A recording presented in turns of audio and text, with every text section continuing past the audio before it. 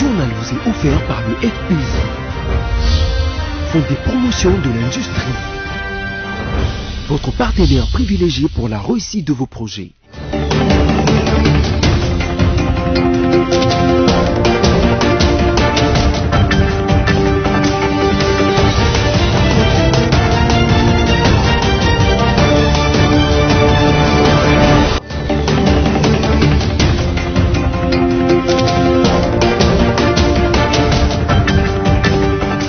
C'est l'heure de vous informer tout de suite les titres de l'actualité de ces journaux rétrospectifs.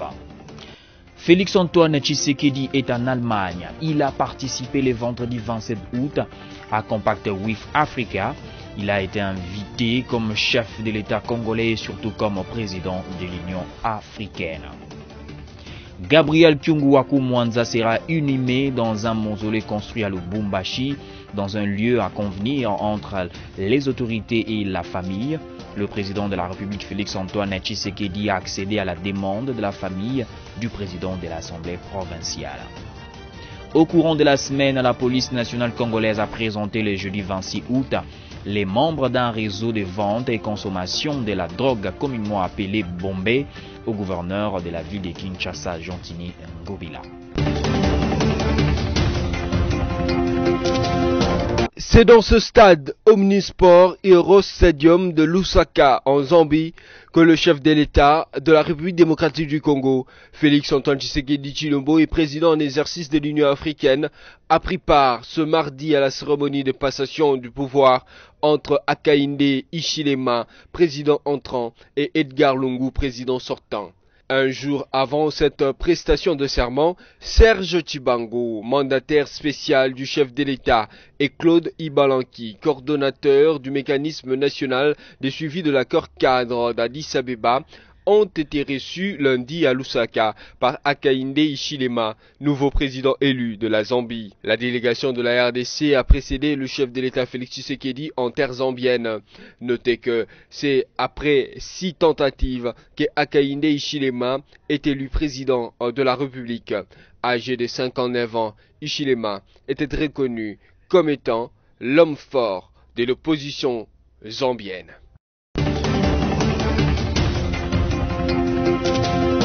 Okatangaise, Okatangé. C'est avec tristesse que je vous confirme le rapatriement la nuit d'hier à 23h37 à Lubumbashi du corps de l'honorable Antoine Gabriel Kyungu Mwanza, président de l'Assemblée provinciale du Haut-Katanga. À cette occasion, je voudrais inviter chacun de nous à garder une pensée pieuse requise en pareil moment, tout en lui réservant des hommages mérités et dignes de son rang. L'organisation tient à présenter ses excuses pour le retard enregistré par rapport au programme officiel initialement annoncé quant à l'arrivée de la dépouille mortelle à Lubumbashi. Ce retard est dû aux circonstances indépendantes de la volonté des organisateurs des obsèques. Par ailleurs, je tiens à vous informer que le président de la République, chef de l'État, son Excellence Félix Antoine Tshisekedi Tshilombo, a accédé à la demande de la famille, celle de construire, en mémoire de l'illustre disparu, un mausolée dans un endroit à convenir avec la famille. Le programme d'inhumation vous sera communiqué ultérieurement après la construction du dit mausolée. Qu'il me soit permis, au nom de la province du Haut-Katanga, de présenter une fois de plus mes condoléances les plus attristées à l'Assemblée provinciale du Haut-Katanga, à son parti politique l'UNAFEC, ainsi qu'à sa famille biologique. Que l'âme de l'illustre disparu repose en paix. Je vous remercie.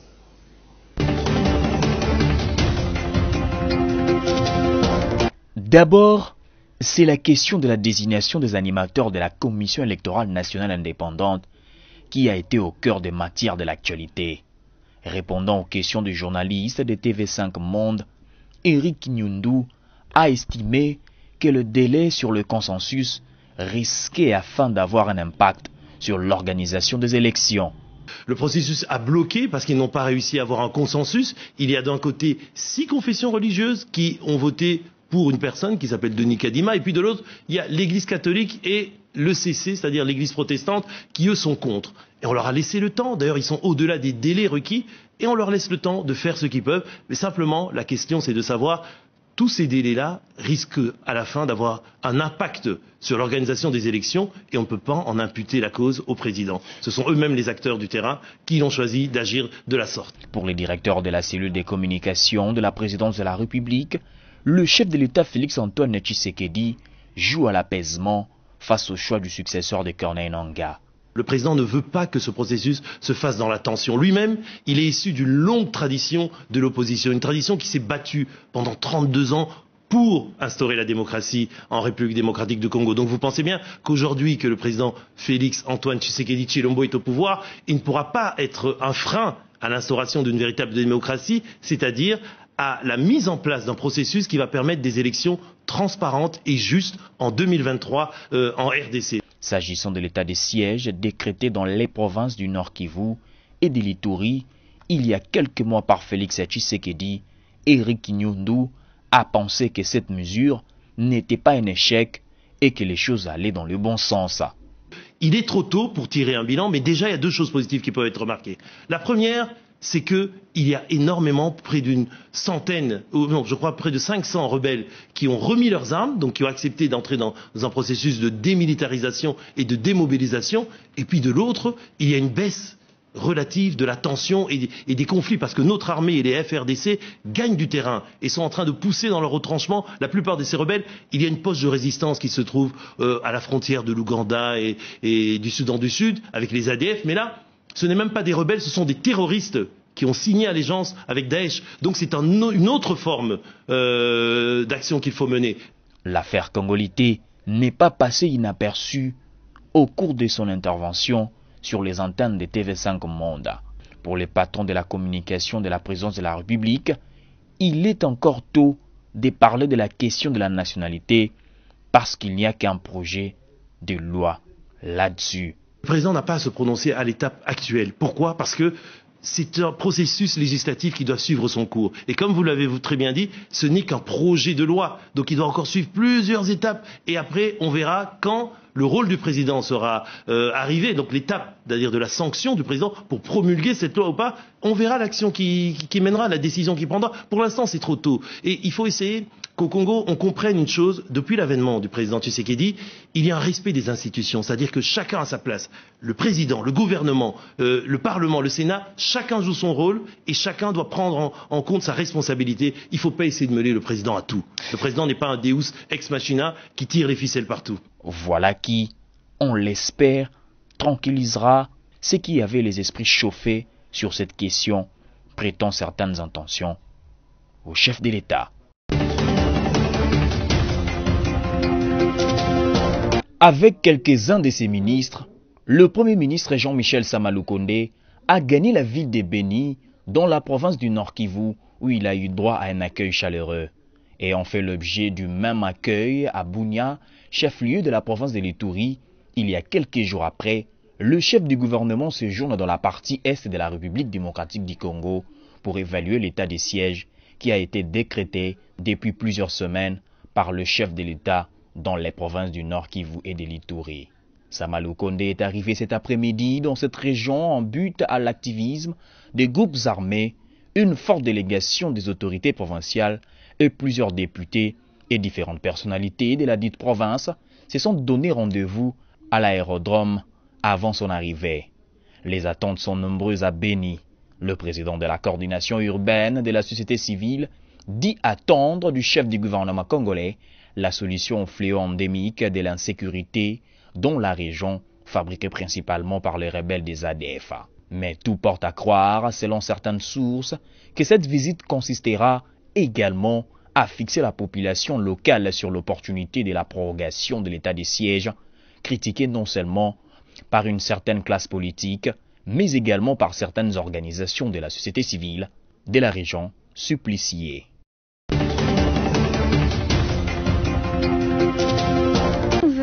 d'avoir une grande opportunité avec certains représentants de la communauté humanitaire de rencontrer son Excellence le Premier ministre et de lui présenter l'état des lieux de la situation humanitaire, mais également sur les contraintes que les humanitaires rencontrent ici pour travailler, que ce soit en termes d'accès, de sécurité et surtout de ressources.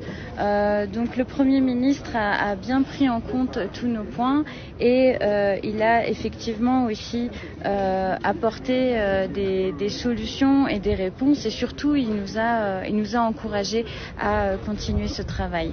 Il faut savoir que dans la province de l'Ituri, il y a 2,8 millions de personnes qui sont dans le besoin et 1,7 million de personnes qui sont déplacées. La moitié de la population d'Ituri, même plus de la moitié, est affectée d'une façon ou d'une autre par la situation d'insécurité.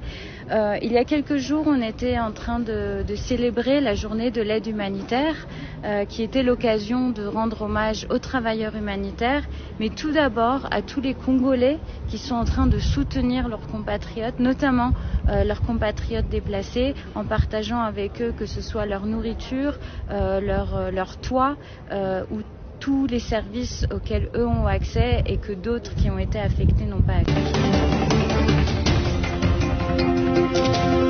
Sur instruction de son Excellence Monsieur le Président de la République, le Conseil des ministres a décidé que nous puissions venir ici à l'aéroport d'Ndolo, à la RVA, pour faire les constats de ce qui s'est produit ce matin. Que nous étions en plein Conseil des ministres et que le ministre des Transports a dû donner l'information au gouvernement que ce matin, un incident malheureux a survenu à la RVA. C'est ainsi que le président de la République, disais-je, m'a personnellement demandé de recourir au service de mon ministère pour que des enquêtes soient menées de manière à pouvoir déterminer, dans la mesure du possible, l'origine de ce qui s'est passé ce matin ici à la RVA Ndolo. Le dégât, ce n'est pas à moi de pouvoir le déterminer. Le dégât, c'est la RVA qui pourra le déterminer. Pour nous, des yeux aussi simples, nous avons constaté qu'il y a autant de directions de la RVA qui ont été touchées par cet incendie. Et le rapport sera donné à qui de droit.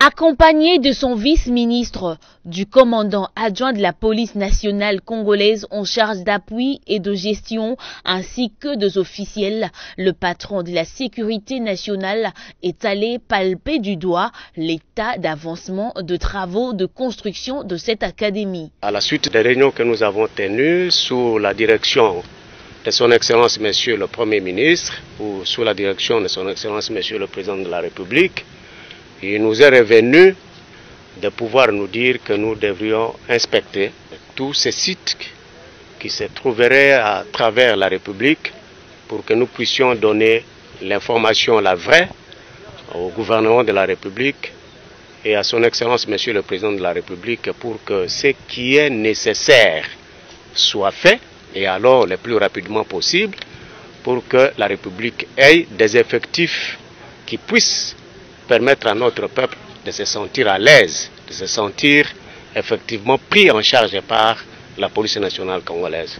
Après avoir effectué la visite de bâtiments, les directeurs chefs de projet de la PNC a formulé quelques demandes au VPM de l'Intérieur, notamment l'équipement de bâtiments qui sont jusque-là vides, outre un dortoir, un espace de parade, un amphithéâtre pour ne citer que cela. Notez qu'il s'agit d'un projet conçu depuis 2014 par l'Union européenne pour le compte de la police nationale congolaise dans le cadre de la réforme de la PNC. Rappelons également que Maître Daniel Assello s'est par ailleurs félicité de l'avancement de travaux de construction de l'Académie de la police, laquelle académie abritera un important nombre de policiers pour une formation adéquate.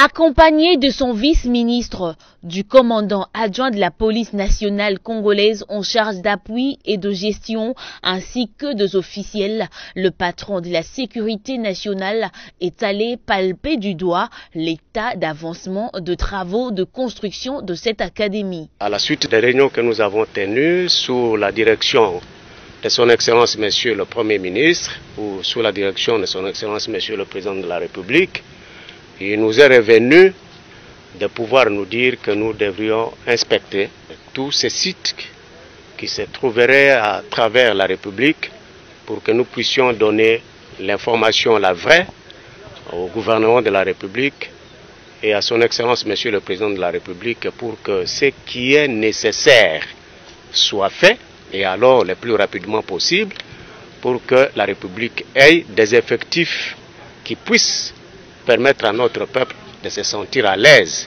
de se sentir effectivement pris en charge par la police nationale congolaise.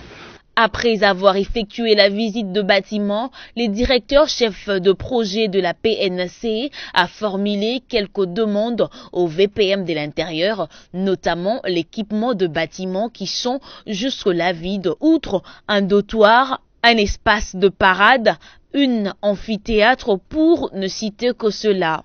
Notez qu'il s'agit d'un projet conçu depuis 2014 par l'Union européenne pour le compte de la police nationale congolaise dans le cadre de la réforme de la PNC. Rappelons également que Maître Daniel Assello s'est par ailleurs félicité de l'avancement de travaux de construction de l'Académie de la police, laquelle académie abritera un important nombre de policiers pour une formation adéquate.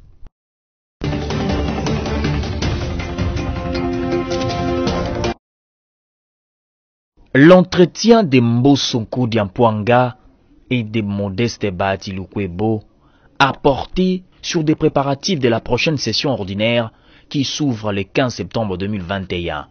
Les débats ont aussi porté sur l'avancement des travaux de la commission mixte paritaire et les obsèques du président de l'Assemblée provinciale du Haut-Katanga, Antoine Gabriel Kyungwaku Mwanza.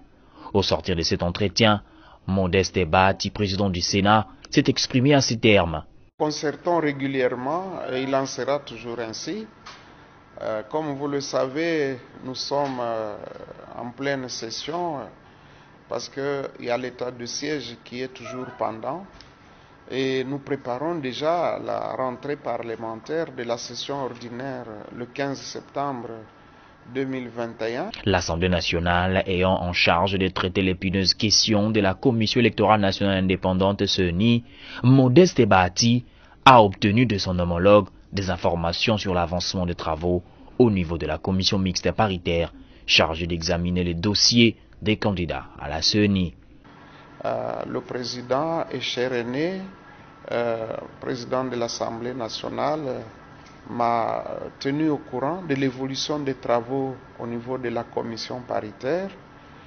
Les travaux se déroulent très bien et nous pensons que bientôt ils vont déposer leur rapport au bureau de l'Assemblée nationale. S'agissant des obsèques d'Antoine Gabriel Kyungwaku Mwanza, les deux speakers du Parlement se sont penchés sur cette question. Concernant les obsèques de notre frère aîné Kyungwaku Mwanza, Baba Wakatanga, tout le monde sait que le grand frère Kyungu a été et restera un monument de la vie politique de notre pays. Il a beaucoup contribué à beaucoup d'événements, même à l'avancement de la démocratie dans notre pays. Sa mort, c'est une perte énorme pour la classe politique, spécialement pour l'union sacrée de la nation. Signalons que Mbosso et Bati ont échangé également sur l'évolution de l'état de siège.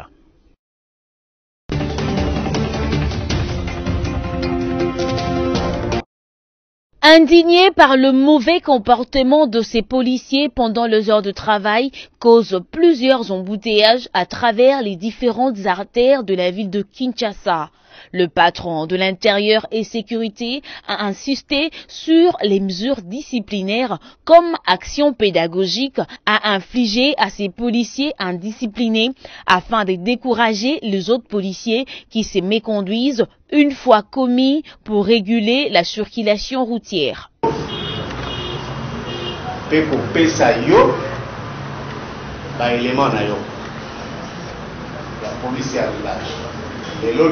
Je suis venu mettre à ta disposition tes éléments de la police de roulage qui sont aussi le mien. Aujourd'hui encore, j'avais décidé d'inspecter pour voir la manière dont tes éléments ainsi que le mien font leur boulot. Comme tu les as vus, chacun te dira où je les fais.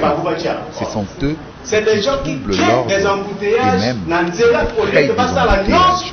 Comme je ne suis ni OPJ ni magistrat, voilà pourquoi je t'ai demandé que tu viennes les prendre.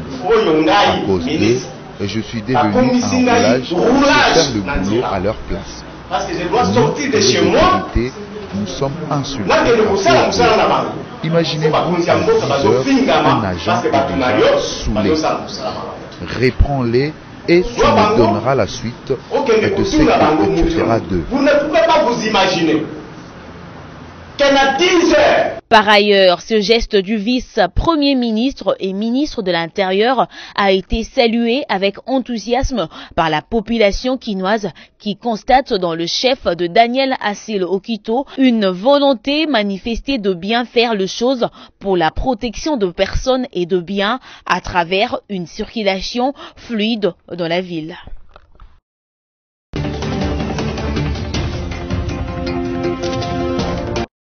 Il s'agit de 20 dépositaires et vendeurs dont 12 hommes et 8 femmes ainsi que 78 consommateurs parmi lesquels 68 hommes et 10 femmes. Pour l'autorité urbaine, l'usage de la drogue constitue un problème sérieux dans la ville de Kinshasa. La drogue est à l'origine de beaucoup des maux qui rongent la société quinoise. Non seulement elle conduit les jeunes consommateurs à commettre de crimes, mais aussi elle nuit à la santé, a-t-il déploré. Pour Gentini Ngobila, il est temps de finir avec cette pratique avant de souligner que toute personne interpellée ici seront transférées devant la justice et les coupables seront transférés à Kanyamaka CC. La police a expliqué que Bombay est une drogue obtenue d'un mélange de produits pharmaceutiques comme de la reine, le somnifère appelé Valium, les antibiotiques, la cocaïne et tant d'autres. La lutte contre l'insécurité et la consommation de la drogue dans la ville de Kinshasa est un travail de longue haleine qui, selon la police, nécessite suffisamment de moyens pour démanteler tous les réseaux de drogue. C'est dans ce sens qu'elle a sollicité un appui financier auprès de l'autorité urbaine.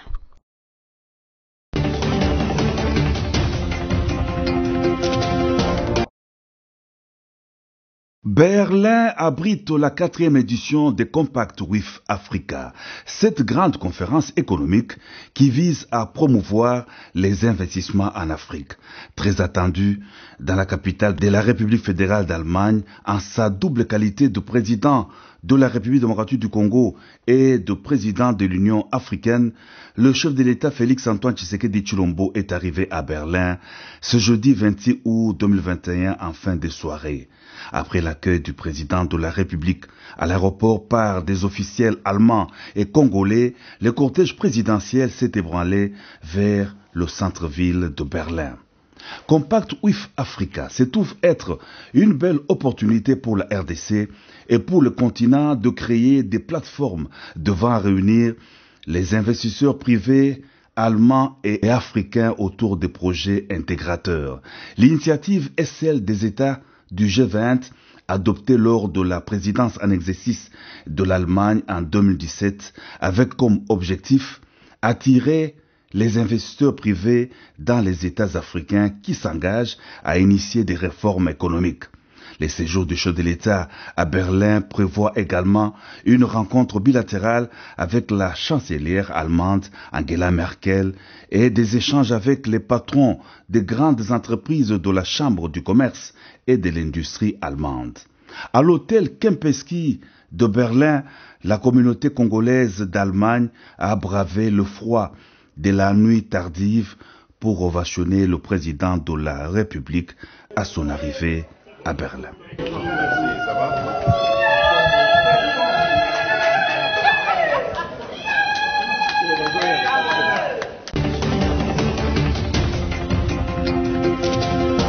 La journée vise à inscrire la tragédie de la traite négrière dans la mémoire de tout le peuple. Conformément aux objectifs du projet interculturel, la route de l'esclavage est l'occasion de réaliser une réflexion commune sur les causes historiques, les modalités et les conséquences de cette tragédie, ainsi que d'une analyse des interactions qu'elle a générées entre l'Afrique, l'Europe, les Amériques et les Caraïbes. Pourquoi le 23 août est la journée internationale du souvenir de la traite négrière et de son abolition? C'est parce que selon l'UNESCO, dans la nuit du 22 au 23 août 1791, une insurrection a débuté à Saint-Dominique. À cette date, les esclaves noirs et affranchis revendiquent la liberté et l'égalité des droits avec les citoyens blancs. Cette insurrection a joué un rôle déterminant dans l'abolition de la traite négrière transatlantique. Elle est menée par Boukman, un prêtre vaudou. L'homme périt au combat, mais ses successeurs, dont Toussaint Louverture, continuent les combats qui aboutira le 1er janvier 1804 à l'indépendance d'Haïti. Certains estiment qu'il est normal de célébrer cette abolition en devoir de mémoire pour des millions de personnes qui ont subi ces atrocités. L'humanité a connu des situations très difficiles et continue à connaître ces situations-là. Aujourd'hui, l'esclavage persiste à travers le monde. L'esclavage au sens, par exemple, de l'exploitation économique. Il y a beaucoup de gens, les conditions dans lesquelles ils travaillent, les salaires de misère qu'ils reçoivent, et parfois même ils ne reçoivent pas de salaire, ils sont licenciés abusivement dans les industries extractives, dans également beaucoup de secteurs d'activité économique.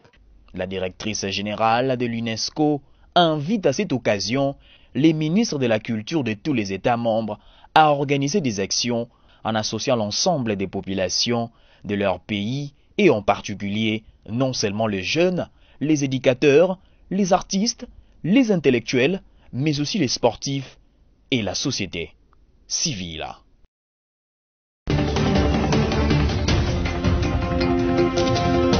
Habillés en noir, les syndicalistes de la radio-télévision nationale congolaise RTNC ont finalement déclenché la grève définitive ce mardi 24 août 2021 sur toute l'étendue du territoire national. Selon eux, rien n'a évolué du côté des autorités compétentes depuis qu'ils avaient lancé le préavis. Des chiffons humains qu'on a exploités, qu'on a sucés, maintenant on les rejette dans une chambre à gaz. Et nous avons vu que trop c'est trop, il faut revendiquer les droits de ces travailleurs. Nous avons posé les problèmes, personne, à l'interface, il n'y a personne qui a réagi. De toutes les autorités du pays. Parce que je vous dis, toutes les autorités nous ont lus. Ils nous ont lus et ils ont croisé les bras. Les personnels du média public congolais ne peuvent pas reprendre le travail jusqu'à ce qu'une solution soit trouvée. La grève, effectivement, va continuer jusqu'à ce qu'une solution sera trouvée. S'il n'y a pas de solution, nous allons continuer. Nous demandons aux autorités de nous trouver une solution. D'autres demandent l'implication du chef de l'État, Félix-Antoine Tshisekedi, et du Premier ministre Jean-Michel Samaloukonde pour arrêter la grève. Notre regard est tourné vers le chef de l'État et le Premier ministre. Il n'y a que deux seuls qui peuvent nous aider. Nous réclamons notre salaire. C'est que l'enveloppe de l'ETNC, on nous prenait 11 milliards, qu'on nous retourne dès maintenant et aussi revoir notre salaire. Nous sommes mal payés, nous sommes sous-payés. Notez que c'est depuis le lundi 16 août 2021 qu'un préavis de grève à la RTNC a été annoncé par l'intersyndicale.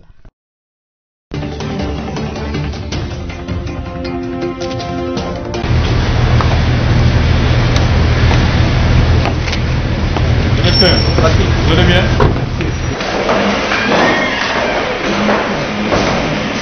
C'est le salon Virunga d'Iletel Vénus qui a servi de cadre à cette cérémonie qui a connu la participation de tous les missionnaires. Les 58 équipes des missionnaires ont basé leur travail sur un plan prioritaire réparti en 2 volets.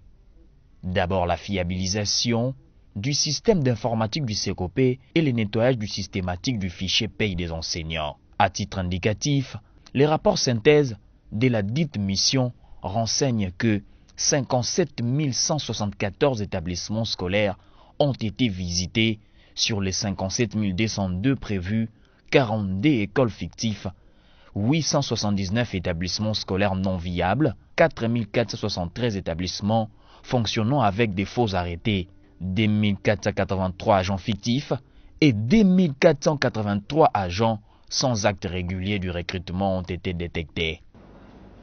Je ne pense pas que vous avez travaillé en vain. Je ne pense pas que vous vous êtes engagés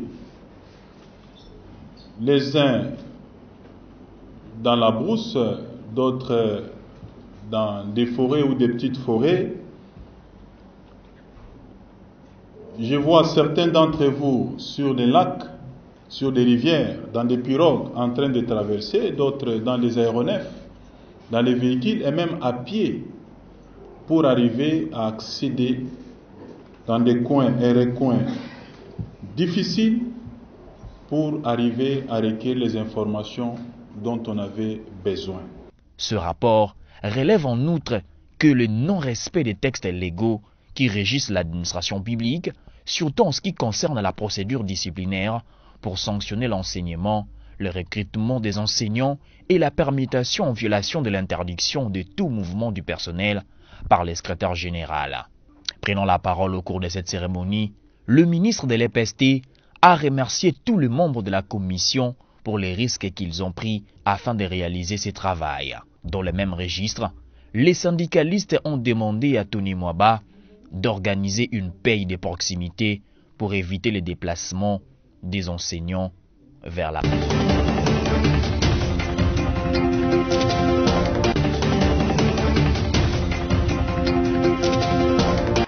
Vous le savez comme moi que les activités au pays se déroulent presque normalement. Les gens qui ont décidé de suspendre des activités, eux-mêmes, leurs partis politiques, se sont engagés dans des activités politiques, dans des rassemblements populaires, et je ne vois pas comment est-ce que nous, qui défendons les intérêts de la population, nous pouvons rester pendant que M. Félix Tshisekedi a décidé unilatéralement de violer la Constitution. Il a commencé cette violation de la Constitution depuis longtemps. Et vous le savez, en juillet de l'année dernière, il a mis en place, il a fait des nominations à la Cour constitutionnelle, des nominations illégales. Il a continué dans cette illégalité, dans cette voie dictatoriale pour bousculer les institutions de la République. Et même, vous le savez, j'avais prévu de passer les réveillons ou de la fête de la nativité à Boende. Je devais aller à Boende, Mbandaka et Lissala. Et 4 jours avant mon départ, pendant que tout était préparé, on a décrété qu'il ne devait pas avoir des réunions de plus de 10 personnes. On a compris. Mais dans l'entretemps, eux, ils ont fait des réunions. Pour l'instant, la République est en danger. Le pays est au bord du chaos. Le peuple doit décider, lui le souverain primaire. C'est pour cela que nous disons qu'il n'y a pas d'autre solution. Le peuple doit s'engager pour barrer la route à M. Félix Tshisekedi. Donc, cette marche-là, sur toute l'étendue de la République, notamment dans les grandes villes de la République, est prévue le 15 septembre.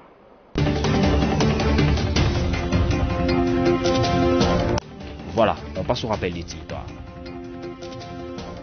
Félix Antoine Tshisekedi est en Allemagne. Il a participé le vendredi 27 août à Compact with Africa. Il a été invité comme chef de l'État congolais et surtout comme président de l'Union africaine. Gabriel Kyungu-Waku Mwanza sera inhumé dans un mausolée construit à Lubumbashi, dans un lieu à convenir entre les autorités et la famille. Le président de la République Félix Antoine Tshisekedi a accédé à la demande de la famille du président de l'Assemblée provinciale.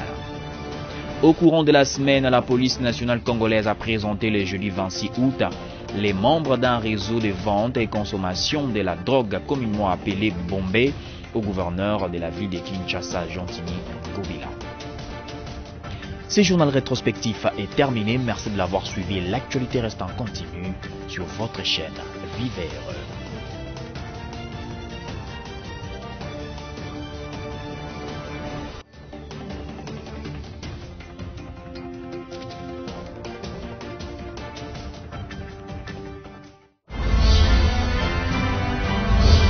Ce journal vous a été offert par le FPI, Fonds des promotions de l'industrie, votre partenaire privilégié pour la réussite de vos projets.